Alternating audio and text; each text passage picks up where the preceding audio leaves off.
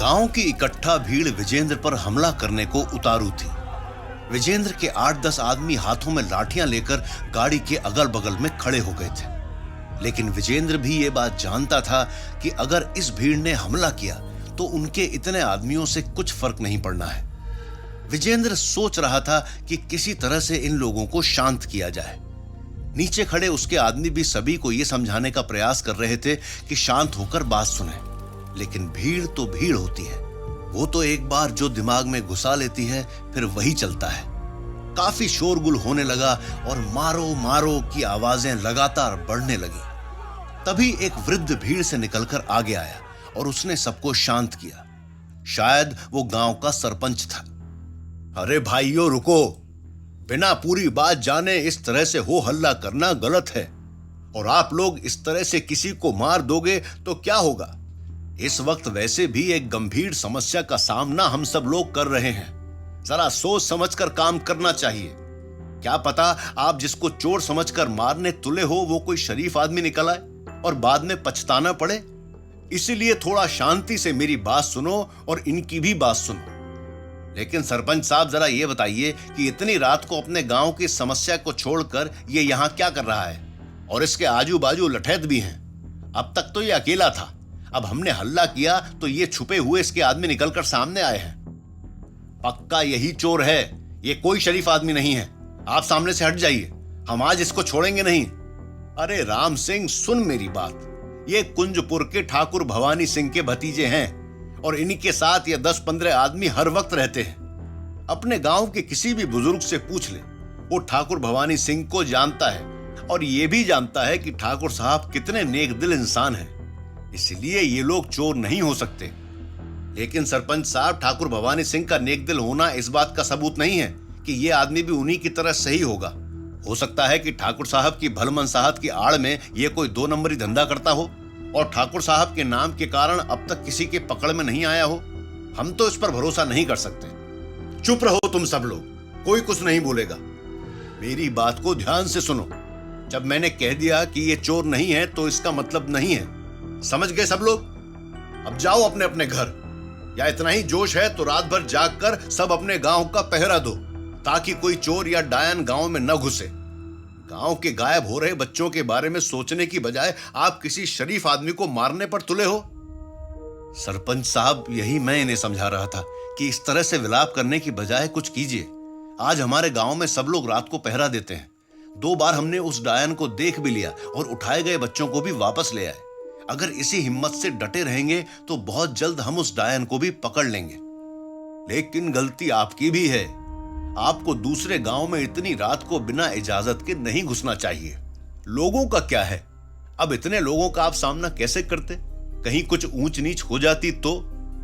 जी सरपंच साहब, मैं अपनी ये गलती मानता हूं, लेकिन उस डायन को पकड़ने के लिए और हमारे बच्चों को बचाने के लिए जो मुझे उचित लगा वो किया। बस आपको सूचना देना मैं भूल गया। इस गलती को मैं स्वीकार करता हूं। ठीक है, अब घर चलिए, इस मसले पर बैठकर बातचीत करते हैं। हम भी बहुत परेशान हैं। शायद आपसे बातचीत करने से कोई रास्ता निकल आए। जी सरपंच साहब, जरूर, और भीड़ से बचाने के लिए धन्यवाद। जी अब चलिए। इधर विजेंद्र को बचाकर रतनवास के सरपंच उसको अपने घर ले गए और इस वक्त फैल रहे उस डायन के खौफ से बचने के बारे में चर्चा करने लगे। कुंजपुर में दामोदर अपने घर में अभी तक वो कपड़े लेकर बैठा था और सोच रहा था। अंदर के रूम में भावेश पसीने से तरबतर अपनी पत्नी को देख रहा था। सुगंधा अब खड़ी हो गई थी। नंगे बदन के साथ वो कुछ पूजा पाठ जैसा ही कर रही थी। इतनी देर तक ध्यान से देखने के बाद भावेश को कुछ समझ में आ रहा था। सुगंधा अपने रूम में किसी मुर्दे की खोपड़ी की साधना कर रही थी। भावेश ये देखकर डर गया। उसके शरीर से पसीना टपकने लगा और सोए हुए ही वो कांपने लगा। सुबह के 3 बज गए थे। सुगंधा की पूजा पाठ खत्म हुई तो उसने वो खोपड़ी एक झोले में डाली और अपनी अलमारी में रख दी। जब वो वापस पलंग की तरफ मुड़ी तो देखा कि भावेश जाग चुका है। सुगंधा ने एक झटका खाया। भावेश अब पलंग पर बैठ गया और वो सुगंधा को गौर से देखने लगा।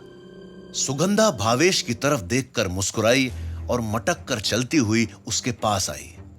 ऐसे क्या देख रहे हो जी? आज बिना कपड़ों के ज्यादा खूबसूरत लग रही हूँ क्या? तुम ये क्या कर रही थी, जरा वो बताओ।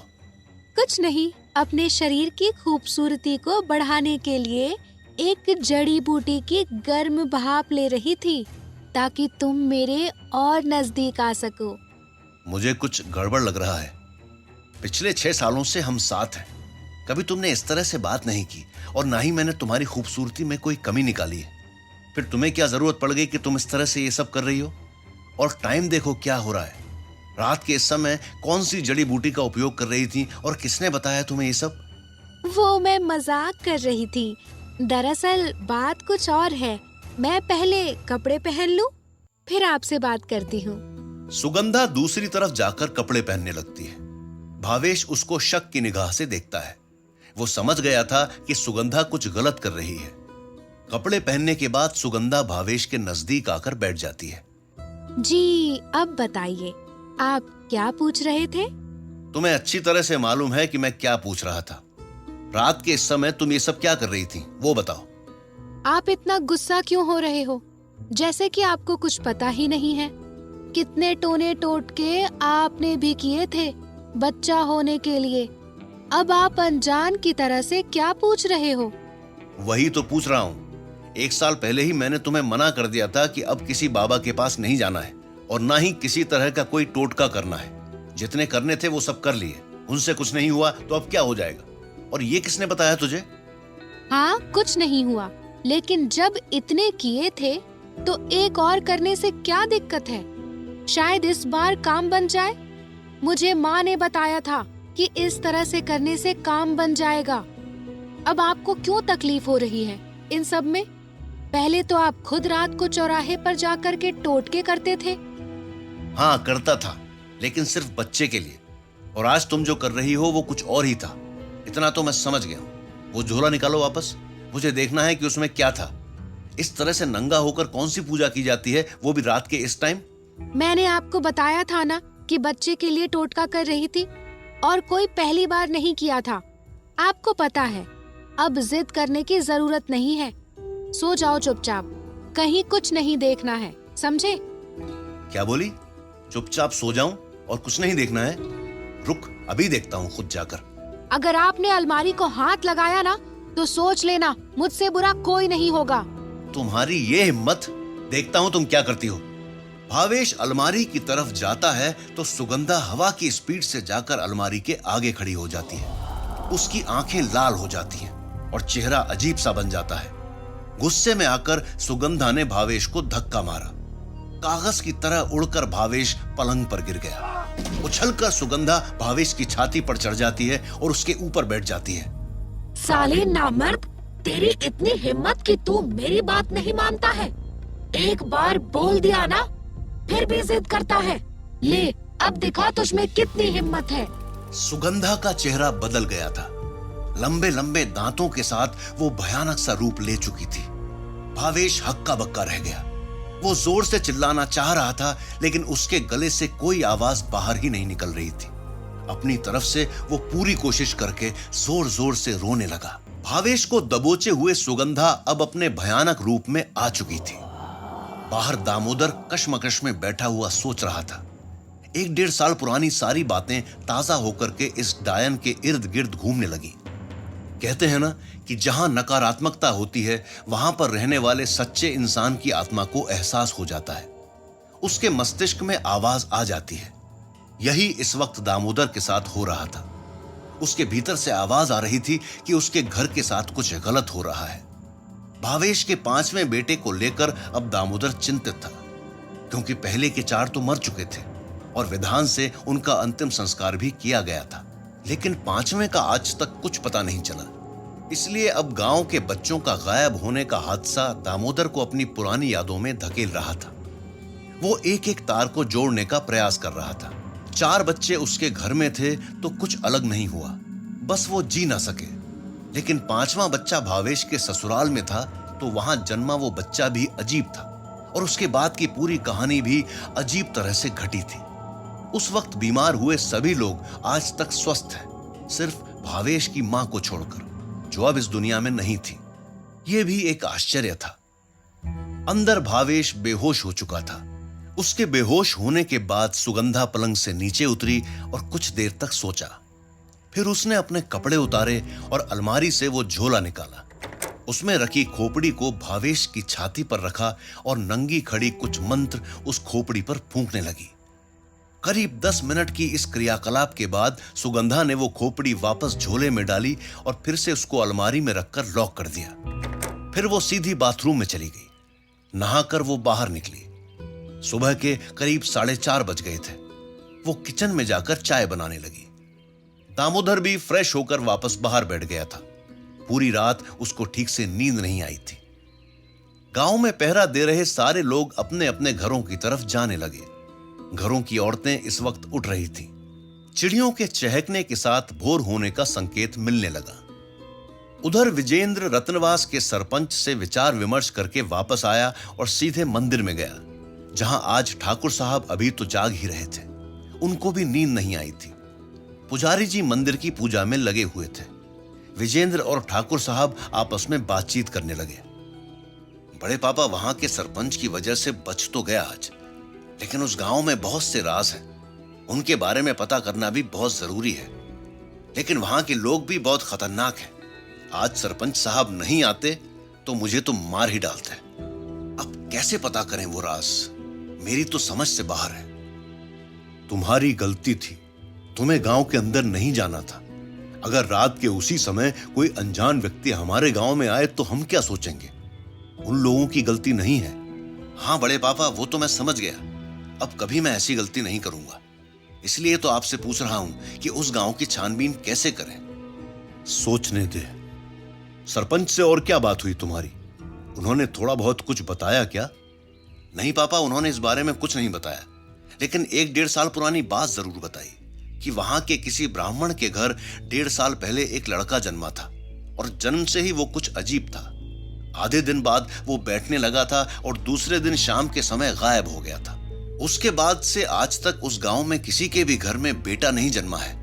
अगर किसी के बेटा जन्म जाता तो 5-7 दिनों बाद ही वो मर जाता है। और पिछले 1 महीने से ये गायब होने वाली घटनाएं हो रही हैं। अभी के जन्मे बच्चे से लेकर 1 साल तक के बच्चे गायब हो रहे हैं या फिर मर रहे हैं।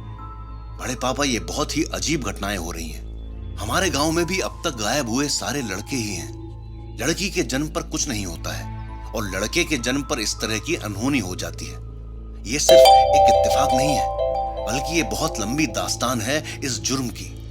करने वाला कौन है और क्यों कर रहा है इसका तो पता नहीं, लेकिन है बहुत ही खतरनाक। अगर पिछले 1 साल से उस गांव में ऐसा हो रहा है तो वहां के सरपंच ने और गांव वालों ने कुछ एक्शन क्यों नहीं लिया? क्यों वो लोग हाथ पर हाथ धरे बैठे रहे? किसका इंतजार है उन लोगों को? पता नहीं बड़े पापा, मैंने भी सरपंच साहब से ये बात पूछी थी तो उन्होंने कहा कि गांव का सहयोग हो तो ऐसी घटना के पीछे कुछ एक्शन लें, लेकिन जिस घर का बच्चा मर गया या गायब हो गया वो ही कुछ नहीं बोलता तो हम क्या करें? बड़े पापा, वहां के लोगों में एक खौफ है और वो ये सोचते हैं कि अगर हमने कुछ किया तो कहीं नाराज होकर वो डायन बड़ों को अपनी चपेट में न ले ले। वहां का ये भ्रम है कि ये डायन 100 बच्चों को खाएगी, उसके बाद अपने आप चली जाएगी। लेकिन 1 साल में वो इतने बच्चों को तो खा ही चुकी होगी, फिर गई क्यों नहीं? नहीं, अभी तक 100 बच्चों को नहीं खा पाई है। वो लोग गिनती भी कर रहे हैं। उस गांव के 85 बच्चे 1 साल में गायब हुए हैं या मरे हैं और वो ये सोच रहे हैं कि चलो 15 बच्चे और सही। जिसकी किस्मत खराब है वो 15 बच्चे और मरने दो, उसके बाद तो डायन शांत हो जाएगी। ये कैसी सोच है उन लोगों की? कहीं ऐसा भी होता है क्या? पागल हैं सब। तुम अपने गांव का पूरा ध्यान रखो। मैं बात करूंगा उस सरपंच से, देखता हूं कि वो कुछ करने को तैयार होते हैं कि नहीं। आज फिर से अपने किसन का बच्चा ले गई थी वो डायन, लेकिन दामोदर ने बच्चे को तो बचा लिया, बाकी वो डायन फिर निकल गई। ओह, ये डायन तो बहुत शातिर है, लेकिन आप फिक्र ना करें, कितने दिन बचेगी। हम ऐसे हार मानने वाले नहीं हैं, उसको पकड़कर ही दम लेंगे। हाँ, तुम घर जाओ, गजराज को साथ लो और गांव के सब लोगों को रात में पहरे का बोल दो। जिसके घर में बच्चा नहीं है वो भी नहीं सोए, सबको अलर्ट करो। जी बड़े पापा, मैं सबको अलर्ट कर दूंगा, आप इसकी चिंता ना करें। अभी सूर्योदय होते ही मैं सबके घर में जाकर यह सूचना दे दूंगा और गजराज को भी कार्यालय के काम सिखाऊंगा। ताकि वो उधर संभाल ले तो मैं आपके साथ इस काम में पूरा सहयोग कर सकूं। ठीक है, अब तुम जाओ, घर पर भी देखना सब सही है ना। विजेंद्र घर चला जाता है और गजराज को ठाकुर का संदेश सुनाता है। गजराज वैसे भी कल रात से अलर्ट ही था। ठाकुर साहब का आदेश पाकर अब वो और ज्यादा अलर्ट हो गया। वो दोनों सूर्योदय का इंतजार करने लगे। इधर चाय बनाकर सुगंधा ने दामोदर को दी। चाय पीकर वो घर की साफ सफाई के काम में लग गई। भावेश अब धीरे धीरे होश में आने लगा। दामोदर को चैन नहीं था कि वो इंतजार करे। उसने देखा कि सुगंधा पीछे काम में लगी हुई है तो दामोदर भावेश के रूम में गया, उसको जगाया। काफी देर तक जगाने के बाद भावेश उठा। सामने दामोदर को देखकर भावेश अचरज में देखने लगा। ऐसे क्या देख रहा है? चल उठ अब, और कितना सोएगा? बाहर आ, तुझे कुछ दिखाता हूं और कुछ बात भी करनी है। भावेश को बाहर आने का कहकर दामोदर उसके रूम से निकल जाते हैं और बाहर जाकर बैठ जाते हैं। भावेश खड़ा होकर बाहर आता है और अपने पापा के पास बैठ जाता है। वो कुछ सोचने लगता है। क्या हुआ? क्या सोच रहा है? कुछ नहीं, आपने मुझे यहां बुलाया था क्या? हाँ बुलाया था ना। इतनी जल्दी भूल गया क्या? नहीं, वो सर दर्द कर रहा है और चक्कर से आ रहे हैं। आप बताओ, आपने क्यों बुलाया था? अंदर आ, मैं तुझे कुछ दिखाता हूं। रात को घर में कुछ गड़बड़ हुई है। मैं तो कुछ समझ नहीं सका, तू देख, शायद कुछ समझ में आए। दामोदर बरामदे से उठकर अंदर रूम में चला जाता है और रात को मिले कपड़े हाथ में लेकर पलंग पर बैठ जाता है। वो भावेश का इंतजार करने लगता है। इंतजार करते करते दामोदर फिर से सोचने लगता है। करीब 10 मिनट तक सोचने के बाद दामोदर का ध्यान भंग होता है और उसको याद आता है कि उसने भावेश को बुलाया था, लेकिन वो अभी तक आया क्यों नहीं, जबकि वो बाहर ही बैठा है।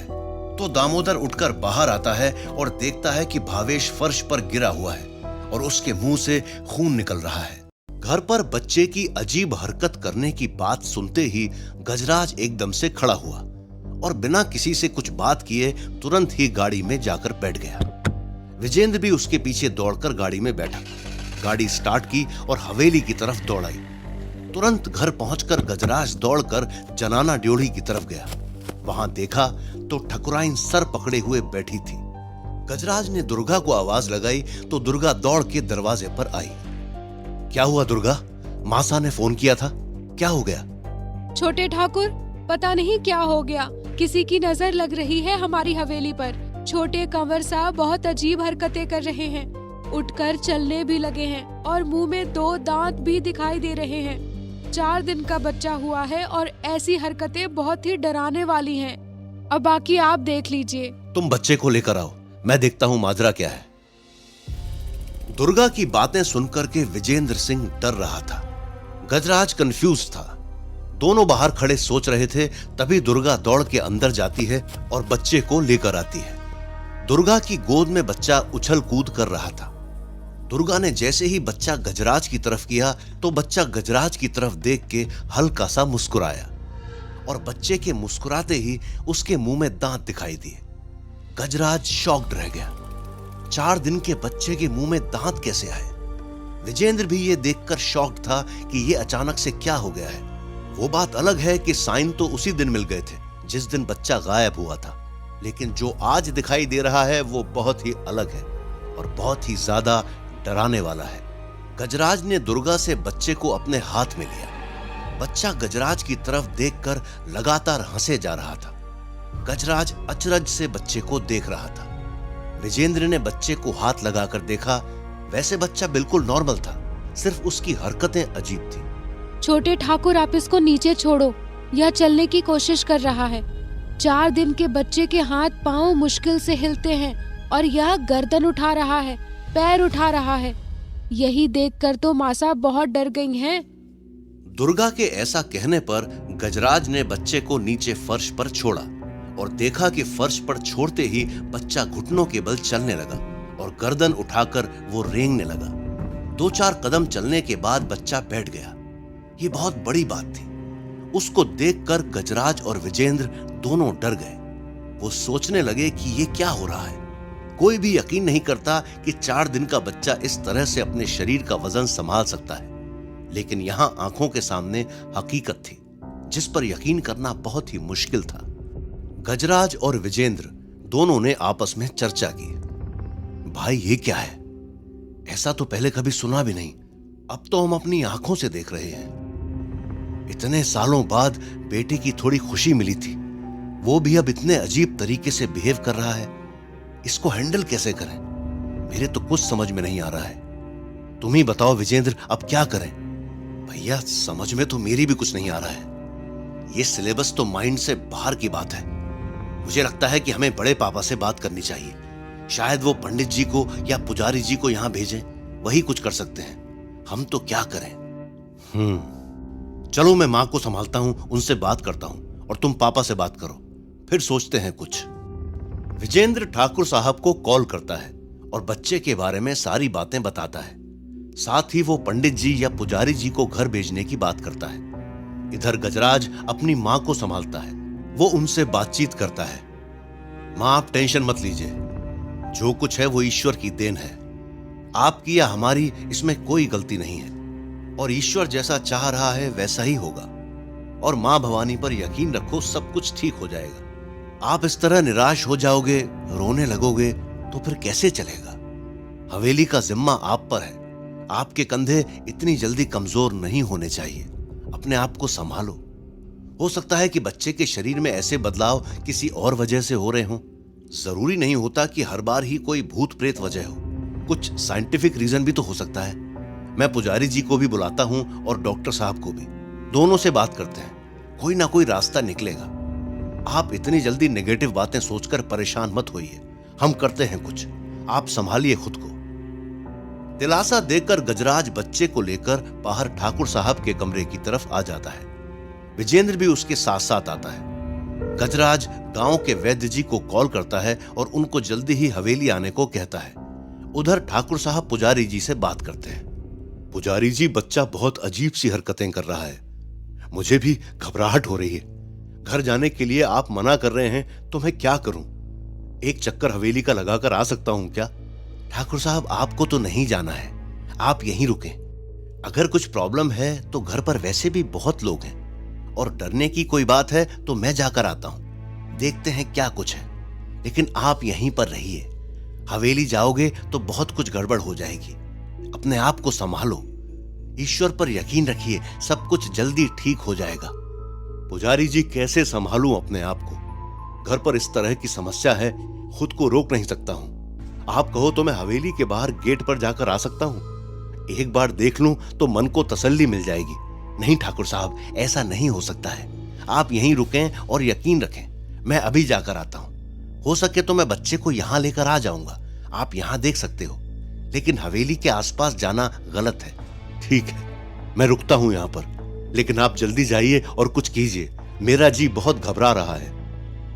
ठाकुर साहब को दिलासा देकर पुजारी जी शीघ्र ही हवेली की तरफ निकल जाते हैं। उधर से वैद्य जी भी उसी टाइम पर हवेली पहुंचते हैं। गजराज और विजेंद्र बच्चे को लेकर ठाकुर साहब के कक्ष में बैठकर आपस में चर्चा कर रहे थे। इधर वैद्य जी और पुजारी जी पहुंच जाते हैं। बच्चे की हरकतें दोनों अपने अपने तरीके से चेक करते हैं।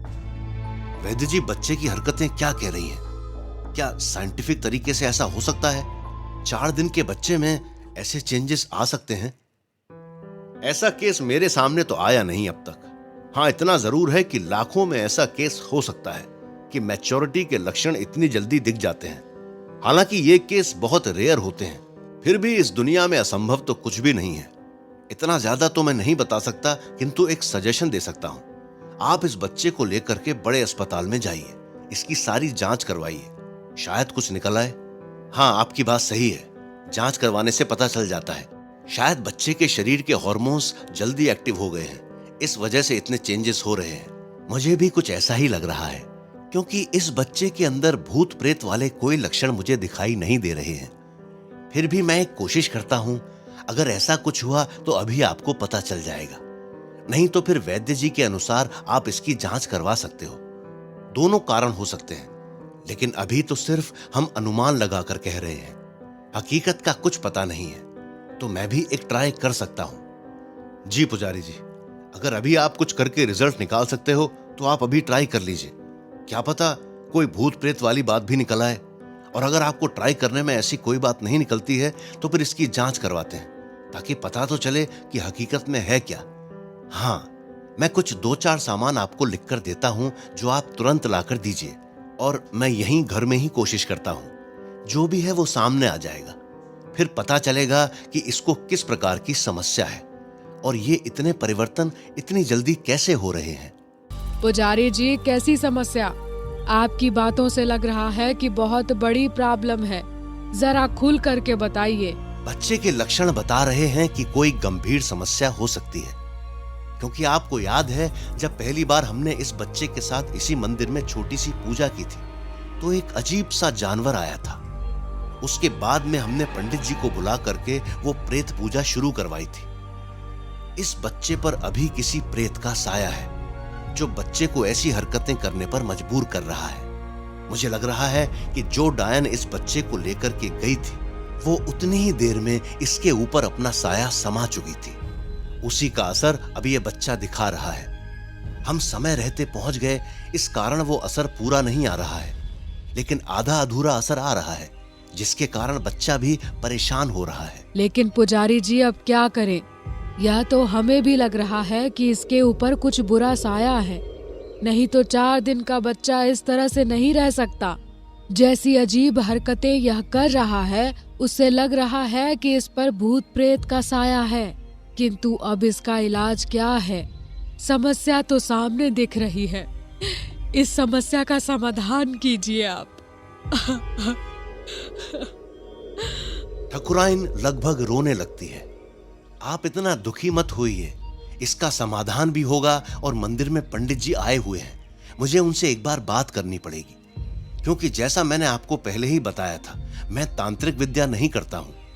मंत्रों के द्वारा जितना पता लगा सकता था उतना मैंने पता लगा लिया है।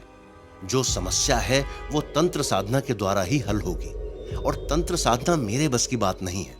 लेकिन घबराने की जरूरत नहीं है। पंडित जी मंदिर में हैं, वो 4 दिन अभी और हमारे साथ रहेंगे, और मैं अभी उनसे बात करके आज ही बच्चे के लिए कोई तावीज बनवा देता हूं, जिससे बच्चा उस बुरे साये से दूर रहेगा और इसकी जो अजीब सी हरकतें हैं वो बंद हो जाएंगी। हाँ, इसमें टाइम लग सकता है, लेकिन आप टेंशन मत लीजिए, ये समस्या खत्म हो जाएगी। पुजारी जी, अभी आपके फोन पर पंडित जी का कॉल आया था और उन्होंने यही कहा था कि मैं आपको बता दूं कि बच्चे को लेकर आपको मंदिर में जाना है। वहां पर वो कुछ और करने को कह रहे थे। हाँ, मंदिर में लेकर के जाना ही पड़ेगा, और यहाँ कुछ नहीं करना। आप एक बार बच्चे को थोड़े से गुनगुने पानी से नहला दो और उसके बाद हम चलते हैं। मासा, आप बच्चे को नहला दीजिए, तब तक हम यहीं बैठे हैं। चाय भी भिजवा दीजिए, चाय पी लेते हैं, फिर बच्चे को लेकर के मंदिर में जाएंगे। और आप टेंशन मत लीजिएगा, सब ठीक हो जाएगा। ठीक है, आप लोग बैठो, मैं दुर्गा के हाथ चाय भिजवाती हूँ, बच्चे को भी नहला देती हूँ। 5-7 मिनट आप लोग इंतजार कीजिए। ठकुराइन बच्चे को लेकर के अंदर चली जाती है और दुर्गा को चाय बनाने को कह देती है। ठकुराइन बच्चे को नहलाने लगती है। इधर बाहर सब लोग बैठे हुए आपस में इसी विषय पे चर्चा करते हैं। पुजारी जी, मुझे अभी लग रहा है कि बच्चे की जांच भी करवा लेनी चाहिए। यह भी हो सकता है कि कुछ मेडिकल रीजन हो। बाकी जैसा आप उचित समझो वैसा करो। वैद्य जी, आपकी बात बिल्कुल सही है और मैं मना भी नहीं कर रहा हूं, जांच भी करवाएंगे। मैं यही कहने जा रहा था कि अभी मंदिर में चलते हैं, पंडित जी बैठे हैं, वो जो कुछ करते हैं वो हम करवा लेते हैं। उसके बाद बच्चे को लेकर के अस्पताल में चले जाना और जो भी आपको लगे कि जांच करवानी है वो जांच आप करवा लेना, जिससे हमारे सारे भ्रम दूर हो जाएंगे। दोनों तरीके जो हम करना चाह रहे हैं वो हो जाएंगे और जो समस्या होगी वो सामने आ जाएगी। जी पुजारी जी, वैद्य जी भी ठीक ही बोल रहे हैं। और वैसे इसमें दिक्कत भी क्या है? किसी भी तरीके से हमारी समस्या का समाधान होना चाहिए। जो भी तरीका सही लगे और जिस तरीके से जल्दी समस्या का समाधान हो वो हमें अपनाना भी चाहिए। चलिए तो पहले पंडित जी से मिलते हैं। अगर वहां कुछ होता है तो ठीक है, नहीं तो फिर अस्पताल तो जाना ही है। जी पुजारी जी, एक बात और, हमें किसी भी तरह की रिस्क नहीं लेनी है। अगर आपको ऐसा लगे कि यहाँ ये समस्या हल हो सकती है तो ही आप आगे का काम करना।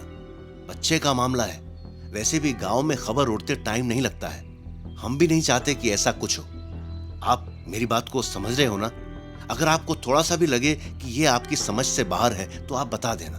बाकी होना ना होना तो ईश्वर के हाथ में है।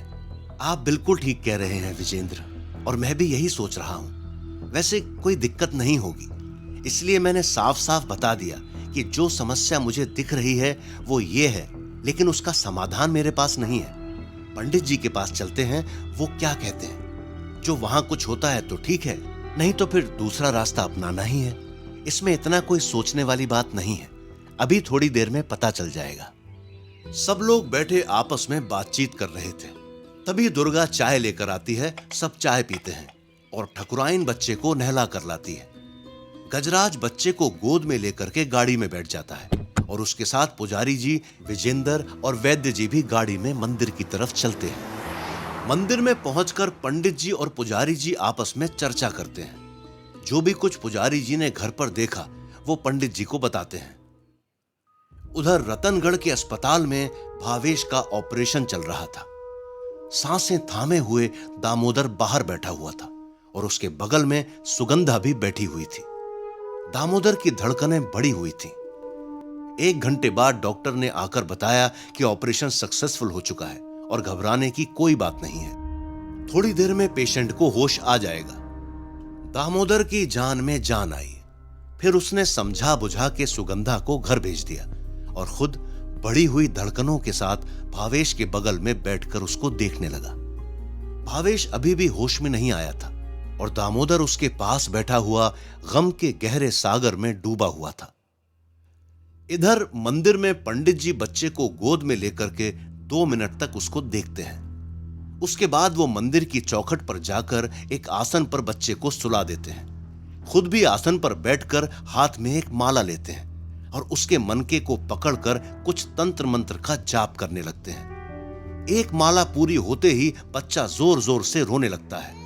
पंडित जी आंखें नहीं खोलते हैं, वो दूसरा जाप शुरू कर देते हैं। इधर बच्चे के जोर से रोने के कारण ठाकुर साहब खड़े हो जाते हैं, लेकिन पुजारी जी उनको रोक लेते हैं। जैसे ही दूसरा जाप आगे बढ़ता है, बच्चा रोने की बजाय जोर जोर से हंसने लगता है और यह देखकर सभी हैरान हो जाते हैं। बच्चे की हंसी ऐसी थी जैसे कि कोई बड़ा आदमी हंस रहा हो। धीरे धीरे वो हंसी एक औरत की आवाज में बदल जाती है और भयानक बनने लगती है। ऐसा लगता है जैसे रात्रि के सन्नाटे में कोई डायन हंस रही हो। ठाकुर साहब के दिल की धड़कनें बढ़ जाती हैं। गजराज बैठा हुआ सोच रहा होता है और उसकी आंखों से आंसू टपकने लगते हैं। तो विजेंद्र उसकी भावनाओं को समझकर गजराज को समझाता है। उधर पंडित जी तीसरा जाप शुरू कर देते हैं और तीसरी माला शुरू करते ही बच्चे के हाथ और पैरों के नाखून अपने आप बढ़ने लगते हैं। यह देखकर के वैद्य जी सबसे ज्यादा हैरान होते हैं। उनकी साइंटिफिक सोच खत्म हो जाती है और वो शॉक्ड रह जाते हैं। बच्चा बैठ जाता है और वो पंडित जी की तरफ हाथ मारने लगता है। ऐसा लग रहा था कि वो अपने नाखूनों से पंडित जी को कुरेदना चाह रहा था, लेकिन उन दोनों के बीच थोड़ी दूरी थी। वैद्य जी का मुंह खुला हुआ था, उन्हें कुछ समझ नहीं आ रहा था। पंडित जी अपना जाप जारी रखते हैं और बच्चा अपनी उन तक पहुंचने की कोशिश। जब हाथ से नहीं पहुंच सका तो बच्चा फिर से लेट गया और पंडित जी की तरफ पैर कर लिए। अचानक एक हवा का झोंका सा आया और भयानक हंसी के साथ बच्चे ने पंडित जी को लात मारी। गुलाटी खाते हुए पंडित जी 10 फुट पीछे की तरफ लुढ़के। यह देखकर सभी लोग खड़े हुए और उस तरफ दौड़े। बच्चे के इस बर्ताव से सभी लोग बहुत हैरान हुए और दौड़कर वो उसके पास पहुंचे। विजेंद्र ने पंडित जी को संभाला और पुजारी जी दौड़ करके मंदिर के अंदर गए और वहां रखा हुआ जल का लोटा उठाकर उसका पानी बच्चे के ऊपर डाला। पानी डालते ही बच्चा शांत हो गया। वैद्य जी तुरंत बच्चे के नजदीक आए और गौर से देखा तो बच्चे के सारे बॉडी पार्ट्स नॉर्मल थे। उन्होंने बच्चे को हाथ लगा करके देखा तो बॉडी का टेम्परेचर भी नॉर्मल था। यह देखकर वो शॉक्ड हुए कि अभी कुछ पल पहले जो बच्चा अजीब था वो इतनी जल्दी नॉर्मल कैसे हो गया। अगर बच्चे के शरीर के हार्मोन्स कम ज्यादा होते हैं तो इस तरह के चेंजेस नहीं हो सकते, क्योंकि हार्मोन्स की वजह से जो चेंजेस होना शुरू हो जाता है तो फिर वो कम नहीं होता है। अगर कोई बॉडी पार्ट बढ़ता है तो वो बढ़ता ही रहता है, या जितना बढ़ चुका है उतना ही रहता है। उसका वापस नॉर्मल होना और वो भी अपने आप, ये बहुत मुश्किल है। वैद्य जी समझ गए थे कि बच्चे के साथ हो रहे चेंजेस नॉर्मल नहीं है, ना ही कोई साइंटिफिक रीजन है, बल्कि कोई और ही कारण है। वो 4 कदम पीछे हट गए और डरने लगे। पंडित जी को संभालकर विजेंद्र ने वापस बिठाया, पानी पिलाया। पंडित जी हाँफ रहे थे। ठाकुर साहब जमीन पर बैठ गए और सिर पकड़कर सोचने लगे। पल भर में ही खलबली मच गई थी। विजेंद्र ने बच्चे को गोद में लिया और मंदिर के आंगन में टहलने लगा। गजराज और ठाकुर साहब दोनों शॉक्ड थे और असमंजस में बैठे हुए थे। पुजारी जी ने ठाकुर साहब को सहारा देकर खड़ा किया और चेयर पर बिठाया। पंडित जी संभले और नॉर्मल होने के बाद वो ठाकुर साहब के पास आए। रुआंसे होकर ठाकुर साहब ने पंडित जी से सवाल किया, पंडित जी, ये सब क्या हुआ और ये क्यों हो रहा है?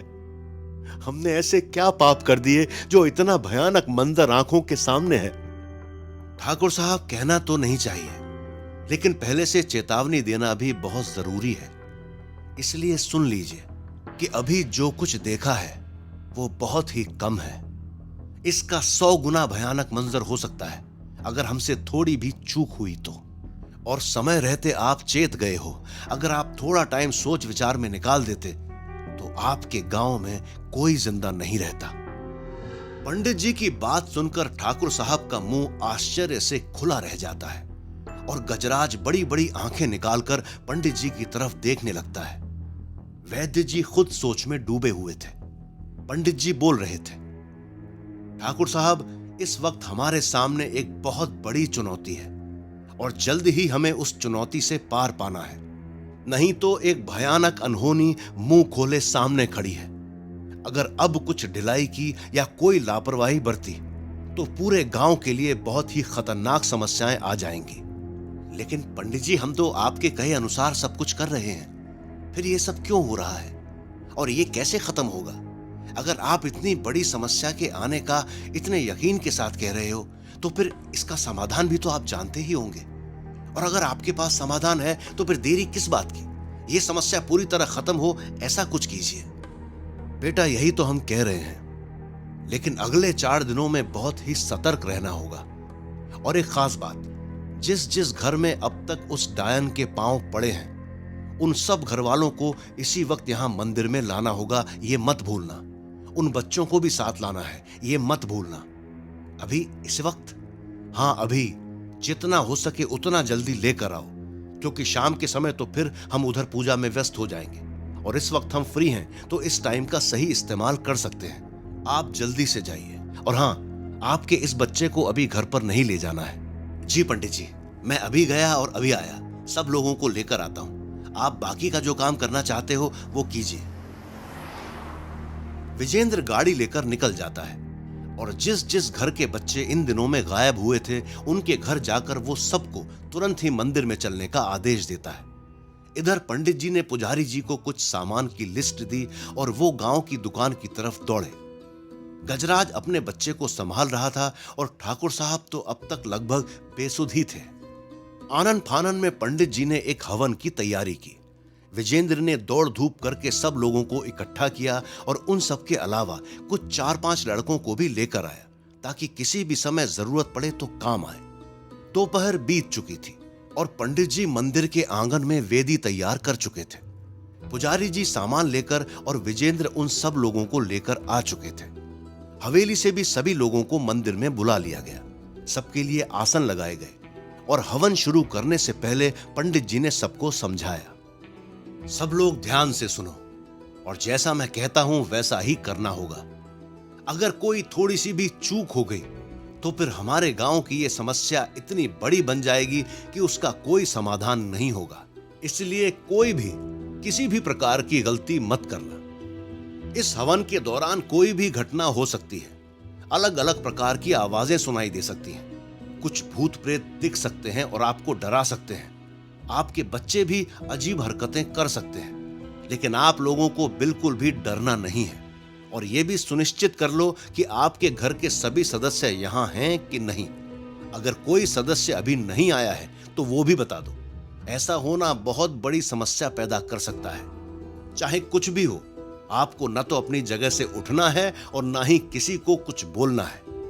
आपको डराने के लिए किसी भी प्रकार की हरकत हो सकती है, मगर आप डरना मत। ये मेरा वादा है कि किसी को कोई नुकसान नहीं होने दूंगा। अगर आप लोग अपनी जगह से हिल गए तो फिर मेरी कोई गारंटी नहीं होगी। ये भी ध्यान रखना कि आपके पास जो बच्चे हैं, अगर उनकी किसी हरकत पर आप भावुक हो गए तो आप गलती कर देंगे। इसलिए ये बच्चे भी जो चाहें करें, इनको करने देना। करीब 2 घंटे तक आप लोगों को कलेजे पर पत्थर रखकर यहां बैठना है। बाकी मैं वादा करता हूं कि किसी को कोई समस्या नहीं होने दूंगा।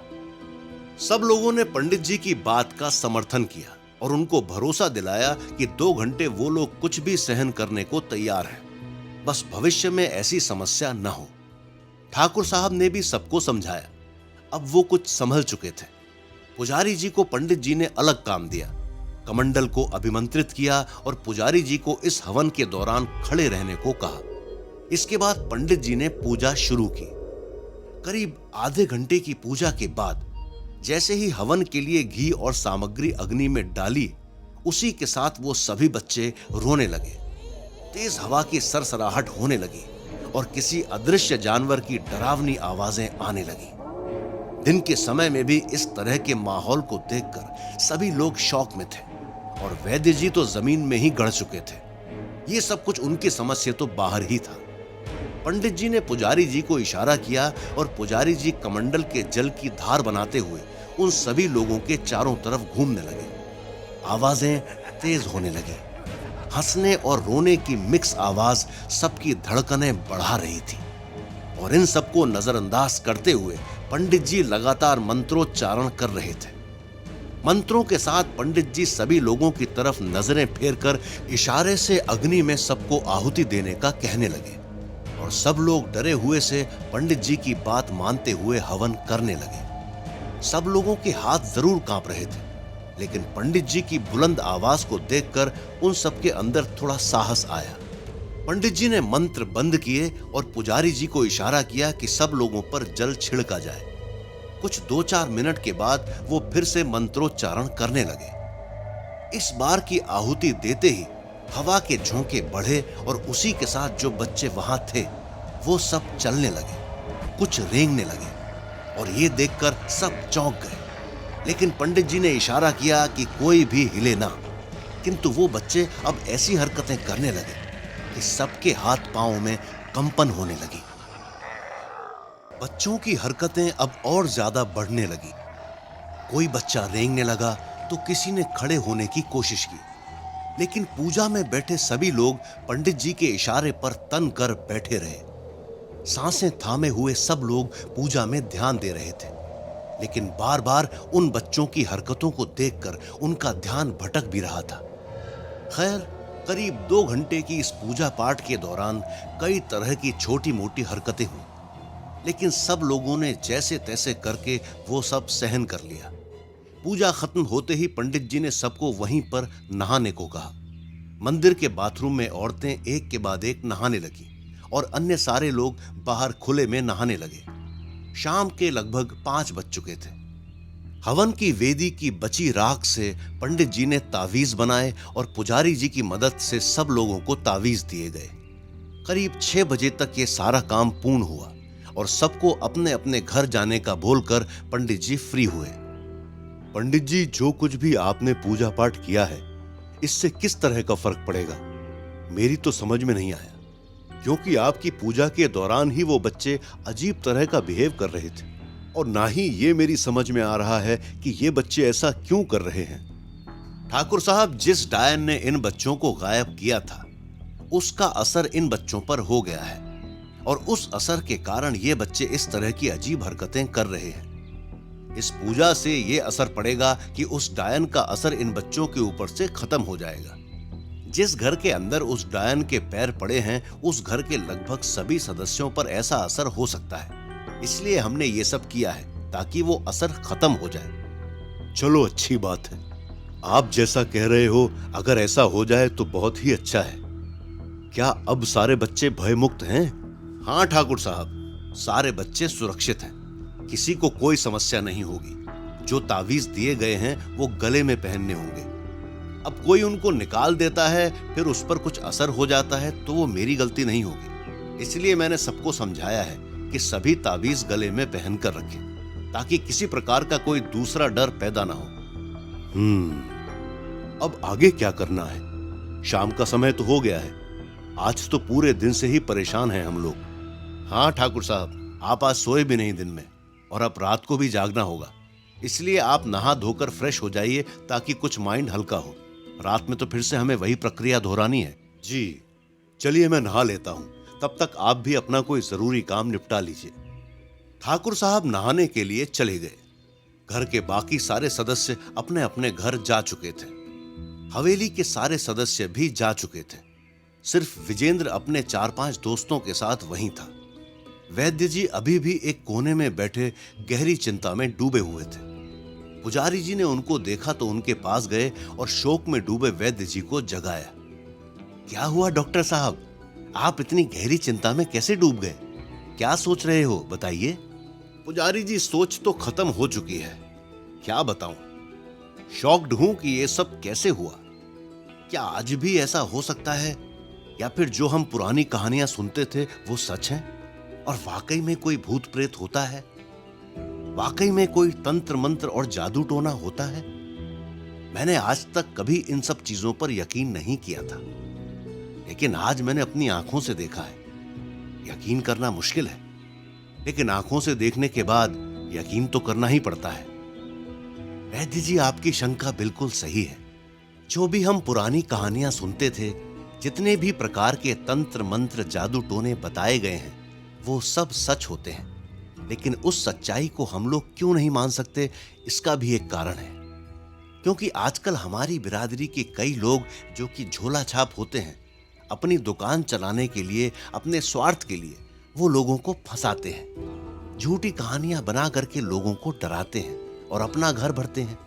जब किसी एक की कहानी सामने आ जाती है कि वो झूठी है, तो फिर ऐसी बात पर कोई क्यों यकीन करेगा? इसलिए आजकल इस सच्चाई की जगह पाखंड ने ले ली है, और उस पाखंड के कारण कई लोग परेशान भी होते हैं और कई लोगों की जान भी चली जाती है।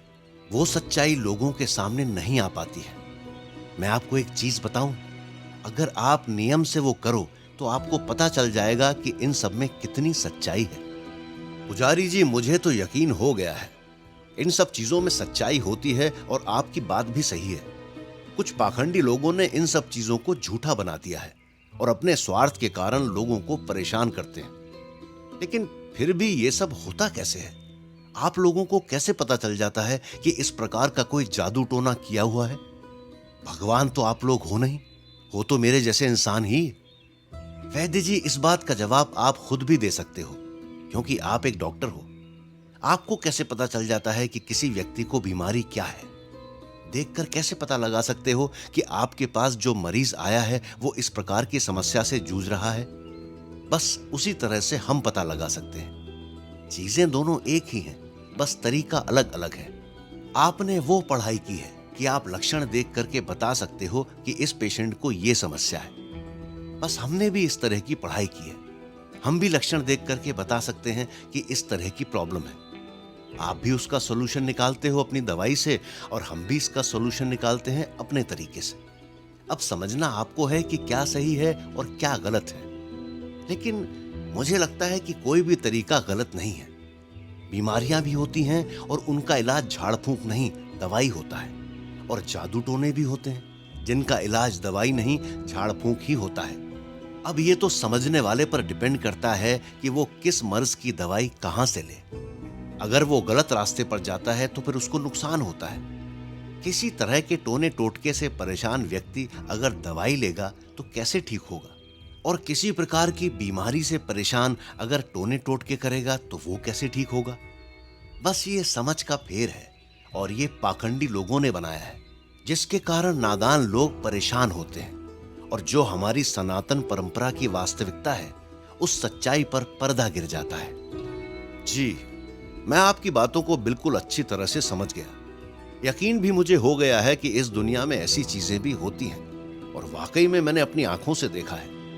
आपने जो बताया था वही निकला, और अब मुझे यकीन ये भी हो गया है कि इस गांव में जो समस्या चल रही है वो वाकई में कोई डायन ही है, और आप लोग कोशिश करके उसको पकड़ भी लोगे।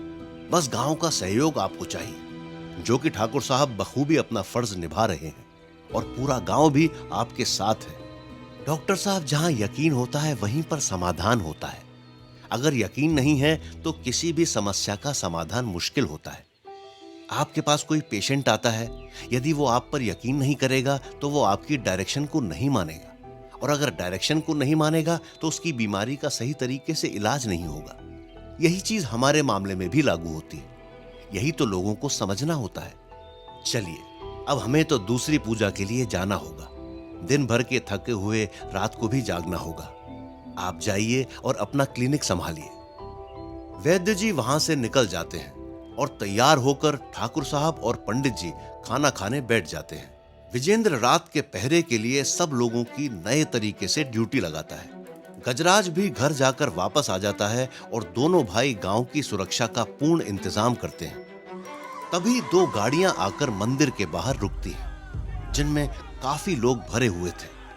हाथों में लाठियां लेकर लोग गाड़ी से नीचे उतरने लगते हैं। यह देखकर विजेंद्र चौंक जाता है। इतने लोग हाथों में लाठियां लिए हुए इस वक्त यहां क्यों आए हैं?